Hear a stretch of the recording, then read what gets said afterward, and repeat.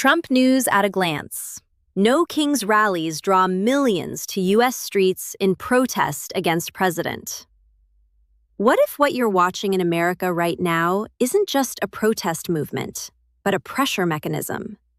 What if millions of people pouring into the streets under the banner of No Kings is not just spontaneous anger, but perfectly timed leverage in a much bigger geopolitical game? Because when you line up the dates, the decisions, the financial signals, and the military positioning, it starts to look less like coincidence and more like coordination. Let me walk you through this. On March 29, 2026, something unusual happened across the United States. From New York to Los Angeles, from Texas to Illinois, millions of people flooded the streets in what's now being labeled as the No Kings movement. At first glance, it looks like a classic protest wave: anger against leadership, frustration over inflation, fear of war. But the scale and synchronization tell a different story. Cities that normally take days to mobilize saw massive turnouts within hours. Messaging across states was identical. Timing was precise. That level of alignment doesn't just happen organically. Now, here's where it gets interesting. Go back to March 10th. Oil prices begin rising sharply, crossing $95 per barrel.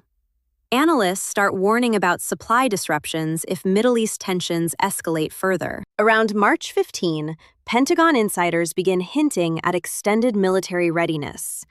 Defense contractors quietly start gaining value.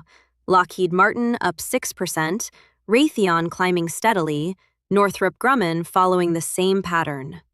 Meanwhile, inflation data comes in hotter than expected at around 4.2%, forcing the Federal Reserve into a difficult position.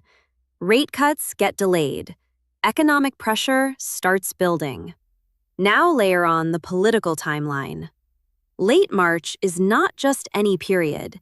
It's the beginning of a strategic phase where narratives are shaped ahead of deeper election momentum. Campaign funding cycles intensify. Media framing becomes sharper. Every event is no longer just an event, it becomes a signal. And suddenly, right at this intersection of economic strain, military tension, and political vulnerability, millions of people appear on the streets. Coincidence? Or engineered pressure? Because protests of this scale don't just reflect public emotion, they reshape perception. And perception is power. When the world sees internal unrest in the United States, it changes how other nations calculate risk. Tehran sees hesitation. Beijing sees opportunity. Moscow sees distraction. Brussels sees instability within alliance leadership. But it gets deeper. Let's talk about financial flows. In the days leading up to March 29, the S&P 500 drops around 2 to 3% in a short window. The volatility index jumps above 22. Gold surges past $2,300 per ounce. These are not random movements. These are signals of institutional repositioning. Big money doesn't panic. It prepares. And preparation means someone saw instability coming before it became visible. Now ask yourself, who benefits? Defense companies benefit from prolonged tension narratives. Energy companies benefit from rising oil prices. Large hedge funds benefit from volatility swings. Political actors benefit from narrative control. Even global competitors benefit if the United States appears internally divided. Now, let's go one layer deeper. The slogan itself, No Kings, is not random. It's psychologically powerful. It reframes authority as something dangerous, something excessive. That kind of framing doesn't just mobilize protesters, it reshapes how international actors perceive U.S. leadership strength. Think about this. If you are Iran watching this unfold, you might conclude that the U.S. leadership is under internal pressure and may hesitate before escalating conflict. That changes your negotiation stance. If you are China, You might push harder in trade discussions or regional dominance, sensing divided focus in Washington. Now connect another dot. Around March 25th, reports start surfacing that the Pentagon is preparing contingency plans for possible ground operations, not just airstrikes. Ground operations are a completely different level of escalation. They mean long-term engagement, higher casualties, massive financial cost, and political risk. And just days later, millions protest against exactly that kind of escalation.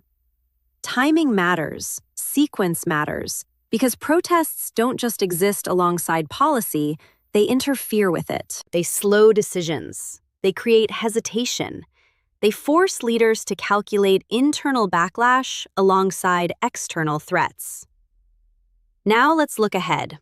3 to 6 months from now, what does this lead to? If protests sustain, consumer confidence could decline sharply. Retail spending drops. Businesses delay expansion. Airlines and travel sectors face uncertainty. The US dollar could weaken as global investors look for stability elsewhere. At the same time, if tensions with Iran escalate further, oil could rise above $110 or even $120 per barrel. That feeds inflation again, forcing the Federal Reserve into prolonged tight policy. This creates a cycle. Economic pressure fuels protests. Protests weaken policy flexibility. Weak policy flexibility increases uncertainty, and uncertainty feeds markets. And cycles like this are where power shifts happen. Now let's talk about leverage, because this is ultimately about leverage. Right now, the US administration is facing pressure from 3 directions: domestic unrest, international tension, and economic instability. That combination is rare, but when it happens, it becomes a critical turning point. But pressure can also be used strategically. If leadership frames these protests as instability that requires strong control, it could consolidate support among certain voter groups. It could justify stronger policy actions. It could reshape election narratives. And this is where things start getting even more complex. Because we are approaching a timeline where multiple critical decisions are about to converge. Mid-2026 could bring potential negotiations with Iran. Trade discussions with China may intensify. NATO commitments could be reassessed, and the US election cycle will enter a much more aggressive phase. Every protest, every market move, every policy signal feeds into that moment. So the question becomes, are these protests reacting to events, or are they actively shaping what happens next? Because if they are shaping outcomes, then they are not just protests. They are instruments of influence. Here's where you need to pay attention. Narratives don't stay inside borders anymore. What starts in Washington spreads to Europe, Asia, and the Middle East within hours. It influences allies. It emboldens rivals.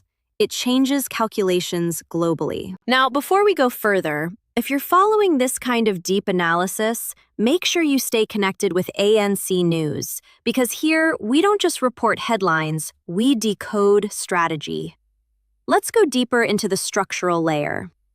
Large-scale protests today rely on digital infrastructure, social media amplification, algorithmic visibility, rapid coordination networks. These systems don't just amplify voices, they shape them. They decide what trends, what spreads, and what gains momentum. So when millions mobilize this quickly, it suggests not just emotion, but activation of networks. Now ask the harder question. Who has access to these networks? Who funds them? Who benefits from activating them at this exact moment?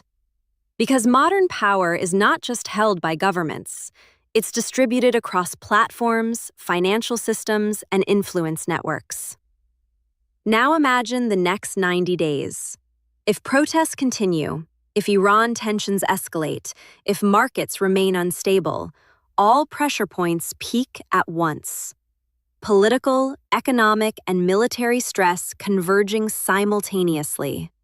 That's not normal instability.